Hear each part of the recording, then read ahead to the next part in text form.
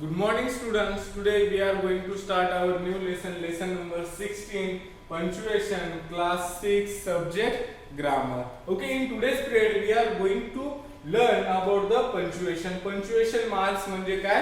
विराम चिन्ह. What is the spelling of punctuation? Punctuation. Punctuation म्हणजे काय? विराम चिन्ह. अशा पद्धतीचे या ठिकाणी दिलेलं आहे की पंक्च्युएशन म्हणजे काय? याला आपण थोडक्यामध्ये विराम चिन्ह असे म्हणतो. ज्या ठिकाणी विराम घेतला जातो असे जे चिन्ह असतात त्याला आपण काय म्हणतो? पंक्च्युएशन मार्क असं म्हणतो. Okay, now look here. A punctuation mark is a mark or sign used in writing. बघा, पंक्च्युएशन मार्क म्हणजे असं आहे कसं की मार्क इज ए मार्क, असं एक चिन्ह आहे किंवा खूण आहे. और साइन, साइन म्हणजे सिंबॉल. कशा पद्धतीचा? Use in writing. कुठं वापरलं जातं? यूज इन रायटिंग, जे की लिखाणामध्ये वापरलेलं असतं. To separate sentence and their elements and to clarify meaning. ते कशासाठी वापरलं जातं रायटिंग मध्ये? की ते टू सेपरेट द सेंटेन्स वाक्य सेपरेट करण्यासाठी, जे बोललेलं आहे किंवा जे लिहिलेलं आहे ते वेगळं करण्यासाठी किंवा सेपरेट करण्यासाठी एक पंक्च्युएशन मार्क वापरले जातात. As well as there elements, त्याचे जे घटक आहेत. एलिमेंट्स म्हणजे काय? घटक. त्यालाच कॉम्पोनेंट्स म्हणतात, आपल्याला म्हणता येईल. Their elements and to the clarify meaning, आणि त्याचबरोबर त्याची जी मीनिंग आहे ती क्लॅरिफाय करण्याचं काम सुद्धा हे आपल्याला कशाने करता येतं? पंक्च्युएशन मार्कने करता येतं. बघा विद्यार्थी मित्रांनो, ए पंक्च्युएशन मार्क, ओके, ए पंक्च्युएशन मार्क म्हणजे प्रश्न. आता जे विराम चिन्ह आहे, थोडक्यात विराम चिन्ह जे आहे, punctuation mark is a mark और साइन यूज इन रायटिंग, जे की रायटिंग मध्ये वापरले जातं. टू सेपरेट सेंटेन्स, जे वाक्य सेपरेट करतात. अँड देअर एलिमेंट्स, त्याचबरोबर त्याचे एलिमेंट जे घटक आहेत ते वेगळे करतात. As well as to clarify the meaning. Meaning म्हणजे काय? की त्या वाक्याचा अर्थ सुद्धा स्पष्ट करण्यासाठी, त्या वाक्यातील घटक वेगळे दाखवण्यासाठी किंवा वाक्य वेगळे दाखवण्यासाठी आपण कशाचा? त्या पंक्च्युएशन मार्कचा म्हणजे विराम चिन्हांचा आपण उपयोग करत असतो. It is the definition of punctuation mark. ठीक आहे, पंक्च्युएशन मार्कची एक व्याख्या आहे, आपल्याला असं म्हणता येईल. Okay, now look here. There are rules of punctuation that have to be followed. आता पंक्च्युएशन यूज करायचे काही रूल्स आहेत. रूल्स म्हणजे नियम आहेत. काही नियम आहेत कशा पद्धतीने वापरलं जातं किंवा कोणत्या सेंटेन्स मध्ये कुठलं पंक्च्युएशन मार्क यायला हवं, अशा पद्धतीचे काही रूल्स आहेत. At the same time there are also punctuation conventions that may follow, आणि त्याच्यामध्ये कशा पद्धतीचे आहेत फॉलो केलं जातं किंवा कन्व्हर्सेशन मध्ये कुठलं वापरायचं किंवा कुठल्या प्लेसला कुठलं पंक्च्युएशन मार्क वापरायचे, जे काही रूल्स आहेत ते फॉलो आहेत. स्टार्टिंगला जे बेसिक आहेत, मेन पंक्च्युएशन मार्क कुठले आपण पाहूया. The most common punctuation marks in English. Most common, सामान्यपणे जे जास्त वापरलेले असतात ते कुठले आहेत पंक्च्युएशन मार्क, विराम चिन्ह, हे आपण सुरुवातीला समजून घेऊया. Okay, now the first one is here full stop. पहिलं काय विद्यार्थी मित्रांनो? आपलं फुल स्टॉप आहे. काय आहे? फुल स्टॉप आहे. फुल स्टॉप म्हणजे यालाच मराठीमध्ये काय म्हणतात? पूर्ण विराम म्हणतात. काय म्हणतात? पूर्ण विराम. पूर्ण विराम, जो की फुल स्टॉप आहे. आणि त्याचं दुसरं नाव काय आहे? पिरियड. त्यालाच आपण काय म्हणतो? पिरियड असं सुद्धा म्हटलं जातं. की आणि तो दाखवला कशा सिंबॉलने जातो? या ठिकाणी दिसतं तुम्हाला असा पूर्ण जो डॉट असतो तो काय असतो? फुल स्टॉपचा सिंबॉल आहे किंवा मार्क आहे. Okay, now the second one, comma. Comma म्हणजे काय? स्वल्प विराम. त्यालाच मराठीमध्ये काय म्हणतात? स्वल्प विराम. काय म्हटलं जातं? स्वल्प विराम. Okay, it is denoted like this. स्वल्प विराम किंवा कॉमा कसा इंडिकेट केला जातो? अशा पद्धतीने असतो. Next, semicolon. सेमीकॉलन म्हणजे काय? अर्धविराम. अर्धविराम हा पूर्ण डॉट वरती असतो आणि खाली अशा पद्धतीचा कॉमा असतो. याला काय म्हणतात? अर्धविराम म्हणतात. काय म्हणतात? अर्धविराम. अर्धविराम. Okay, now next, colon. Colon कसा असतो? Like ratio symbol. फुल डॉट एका खाली एक, रेशोचं जसं सिंबॉल असतं त्या पद्धतीचा कोलन. कोलन म्हणजे काय? याला अपूर्ण विराम असं म्हणतात. काय म्हणतात? अपूर्ण विराम. ओके. नाव next question mark. Question mark म्हणजे काय? प्रश्नार्थक चिन्ह. या ठिकाणी सिम्बॉल दिलेला आहे की इंटरॉगेटिव्ह सेंटेन्सच्या प्रश्नार्थक वाक्याच्या शेवटी ज्याच्यामध्ये इन्क्वायरी असते, काहीतरी विचारलेलं असतं, त्याच्या शेवटी आपण काय करत असतो? क्वेश्चन मार्क देतो. आणि हा सुद्धा काय आपला की एक पंक्च्युएशन आहे. Question mark. नाव एक्सक्लेमेशन मार्क. याला काय? प्रश्नार्थक चिन्ह असं म्हणतात क्वेश्चन मार्कला. नेक्स्ट एक्सक्लेमेशन मार्क म्हणजे उद्गारवाचक चिन्ह. याचं सिम्बॉल कसं असतं? अशा पद्धतीचं असतं. नेक्स्ट कोटेशन मार्क और इन्व्हर्टेड कॉमास. कोटेशन मार्क अवतरण चिन्ह. यालाच मराठीमध्ये काय म्हणतात? अवतरण चिन्ह.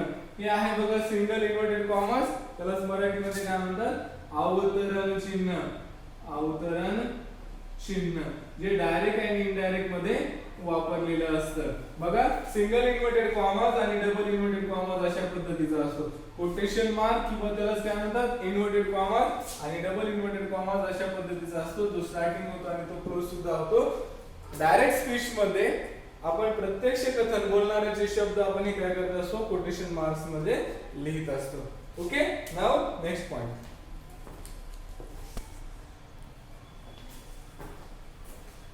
नाउ नेक्स्ट पॉइंट फुल स्टॉप. बघा फुल स्टॉप म्हणजे काय? त्यालाच आपण काय म्हणतो? पूर्ण विराम म्हणतो. आणि डिटेल्स मध्ये आपण बघूया फुल स्टॉपचं सिम्बॉल कसं असतं अशा पद्धतीने. आणि त्यालाच आपण मराठीमध्ये म्हणतो पूर्ण विराम. जसा विराम आहे फुल स्टॉप आहे अशा पद्धतीने. Okay. The full stop represent the greatest pause and separation. बघा फुल स्टॉप काय इंडिकेट करतो? ग्रेटेस्ट पॉज म्हणजे जास्त अशी विश्रांती, जास्त वेळ थांबायचा असेल, स्टॉप करायचा असेल तर हा फुल स्टॉप रिप्रेझेंट करतो. फुल स्टॉप जो आहे तो रिप्रेझेंट करतो म्हणजे काय करतो? सादर करतो किंवा डिनोट करतो किंवा रेफर करतो, इंडिकेट करतो. काय इंडिकेट करतो? Greatest pause and separation. Separation म्हणजे काय? त्याच्यात वेगळं आहे असं दाखवण्याचं काम करत असतो. Look here, the first point. It is used to mark the end of the sentence. That is a complete statement. बघा तो कधी वापरला जातो? ज्यावेळेस कंप्लीट स्टेटमेंट असतं, पूर्ण विधान असतं. स्टेटमेंट म्हणजे काय? विधान. Okay. Information which state something. असं इन्फॉर्मेशन जी काहीतरी सांगते किंवा एक विधान असतं, स्टेटमेंट असतं. आणि ते पण कसं असायला हवं? कंप्लीट असायला हवं. अशा स्टेटमेंटच्या शेवटी at the end of that sentence. Okay. Complete स्टेटमेंटच्या शेवटी काय केलं जातं? की फुल स्टॉप वापरला जातो. For example here are some example. I am an intelligent boy. I am an intelligent boy. मी कसा आहे? हुशार मुलगा आहे. अशा पद्धतीचं एक स्टेटमेंट आहे, एक विधान आहे. आणि या विधानाच्या शेवटी ते दिलेला आहे पंक्च्युएशन मार्क जो की आहे फुल स्टॉप. फुल स्टॉप आपण कधी देत असतो? की कंप्लीट जर स्टेटमेंट असेल, पूर्ण जर वाक्य असेल तर त्याच्या शेवटी आपण काय करत असतो? फुल स्टॉप देत असतो. Now next example. Go and drink a glass of water. जा आणि काय करून ये? एक ग्लास ऑफ वॉटर घेऊन ये. अशा पद्धतीचे एक स्टेटमेंट आहे. आणि listen, this is called the assertive sentence किंवा डिक्लेरेटिव्ह सेंटेन्स. याला विधानार्थी वाक्य असं म्हणतात किंवा साधं वाक्य सुद्धा आपण म्हणू शकतो. आणि खालचं जे दिलेलं वाक्य आहे इम्परेटिव्ह सेंटेन्स आहे, ज्या वाक्याची सुरुवात वर्बने झालेली असते. कशाने झालेली असते? वर्बने झालेली असते. आणि इम्परेटिव्ह सेंटेन्स मध्ये एखादी कमांड किंवा ऑर्डर असते. अशा दिलेल्या सेंटेन्सच्या शेवटी सुद्धा, इम्परेटिव्ह सेंटेन्सच्या शेवटी सुद्धा काय आलेला असतो? फुल स्टॉप असतो. कुठे? असर्टिव्ह सेंटेन्स मध्ये किंवा डिक्लेरेटिव्ह सेंटेन्स मध्ये आणि इम्परेटिव्ह सेंटेन्स मध्ये फुल स्टॉप आलेला असतो. कधी आलेला असतो? At the end of that sentence. Okay. Now second point is here. It is used for initials. आता इनिशियल असतील कोणाचे? इनिशियल्स म्हणजे काय? एखादं नाव आहे, त्या नावाच्या इनिशियल मध्ये फर्स्ट नेम, मिडल नेम आणि सरनेम. तुम्ही ऐकले असेल. फर्स्ट नेम म्हणजे व्यक्तीचं नाव, मिडल नेम म्हणजे त्याच्या वडिलांचं नाव आणि सरनेम म्हणजे आडनाव. आता इनिशियल म्हणजे काय? की सुरुवातीचं जे पहिलं नाव आहे त्या व्यक्तीच्या नावाच्या नंतर फर्स्ट लेटर लिहून कॅपिटल आपण काय केला असतो? फुल स्टॉप दिलेला असतो नंतर. फॉर एक्झाम्पल इथे दिलेले. ओके. बघा कधी वापरलं जातं? एम के गांधी, मोहनदास करमचंद गांधी. ओके, आपल्याला महात्मा गांधी सगळ्यांना माहिती आहे. त्याचं फर्स्ट लेटर मोहनदासचं एम आहे, इथे दिलेलं आहे, आपण इथे डॉट दिलेला आहे. नेक्स्ट करमचंद हे त्यांच्या पप्पाचं नाव आहे किंवा वडिलांचं नाव आहे, त्याच्यानंतर फुल स्टॉप दिलेला आहे आणि सरनेम. बघा, फर्स्ट नेम, मिडल नेम आणि सरनेम असतं. आता या इनिशियल मध्ये, इनिशियल म्हणजे काय? व्यक्तीचं नाव, वडिलांचं नाव आणि सरनेम. हे व्यक्तीचं नाव आणि वडिलांचं नाव शॉर्ट मध्ये लिहिलेलं असतं आणि या दोन याच्यामध्ये फर्स्ट लेटर कॅपिटल लिहून फुल स्टॉप दिला जातो. अशा पद्धतीने आपण यूज करू शकतो. It is use for initial. Initial साठी सुद्धा आपण फुल स्टॉप वापरू शकतो. Mohandas Karamchand Gandhi. Okay, now look here. Next, it is use for abbreviation. आता एब्रिव्हिएशन असेल, एब्रिव्हिएशन म्हणजे काय? संक्षिप्त रूप. एखाद्या नावाचं काहीतरी असेल, एखाद्या राज्याचं असू शकतं, एखाद्या देशाचं नाव राहू शकतं. फॉर एक्झाम्पल, महाराष्ट्राचं संक्षिप्त आपण काय लिहू शकतो? एमएच अशा पद्धतीने लिहिलं जातं शॉर्ट मध्ये. किंवा इथे दिलेलं आहे एम. आता पीएम तुम्हाला माहित असेल सर्वांना, प्राईम मिनिस्टर तुम्हाला आठवलं असेल, किंवा मग तुम्ही याच्यामध्ये दुसरे एक तुम्हाला आठवलं असेल तर पोस्ट मास्टर अशा पद्धतीने सुद्धा आपण लिहू शकतो. ओके, पीएम चं पोस्ट मास्टर किंवा मग आपण प्राईम मिनिस्टर अशा पद्धतीने कुठले पण घेऊ शकतो. असे अब्रिव्हिएशन फॉर्म मध्ये काय केलं जातं की फुल स्टॉप यूज केला जातो. For example here anti meridian. बघा या ठिकाणी एएम आलेलं आहे. एएम म्हणजे सकाळचा टाइम, म्हणजे दुपारच्या अगोदरचा वेळ जो कन्सिडर केला जातो तो अँटी मेरिडियन टाइम असतो आणि त्याला एएम असं म्हटलं जातं. त्यानंतर आहे USA, United state of America.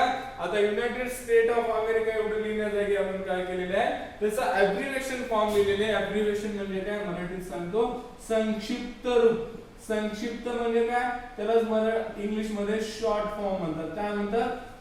Short form. लक्षात असू द्या, संक्षिप्त रूपालाच काय म्हटलं जातं की शॉर्ट फॉर्म असं म्हटलं जातं. आणि यूएसए आलेला आहे, युनायटेड स्टेट ऑफ अमेरिका. याच्यामध्ये आपण काय केलेले आहे की फुल स्टॉपचा यूज केलेला आहे. I hope you can easily understand this basic punctuation marks, full stop, comma, semicolon, colon, question mark, exclamation mark, quotation marks, or it is also called inverted comma, single inverted comma and double inverted comma. And okay, the use of full stop. Okay, the remaining part of this lesson we will see in next video. Thank you.